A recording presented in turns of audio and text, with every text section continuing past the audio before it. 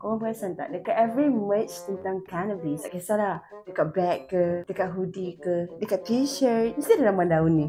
Tapi yang kelakarnya kan, ramai fikir kita smoke daun ni.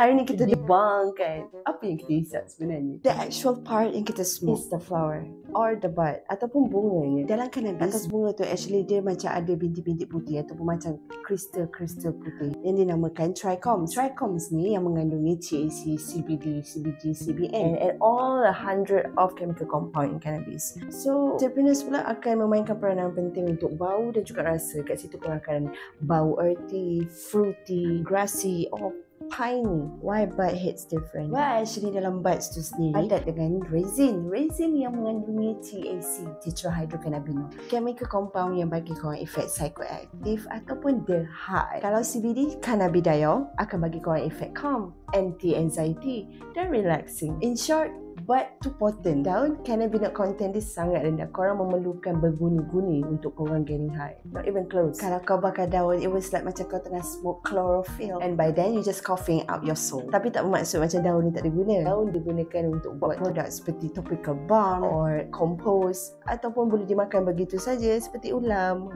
Ada banyak gunanya tentang every part of cannabis plant. Okay, where actually the bud came from? Dia actually tumbuh dekat hujung branch female cannabis plant. Dan kalau that tree is healthy, no pollinate, probably dia akan menghasilkan bunga yang besar dan mempunyai trichomes yang banyak. Common misconception. Banyak orang, even yang dah smoke weed pun still thinking that they have been smoking the leaf.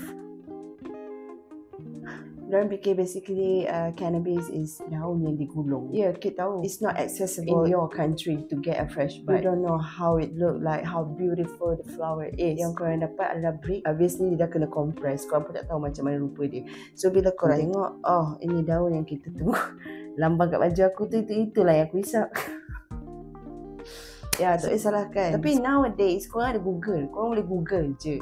Okay, I hope this video bagi clarify kat korang. So next time around, kalau korang nampak lambang daun ni, remember, ini hanya maskot je. The real superstar is the bunga.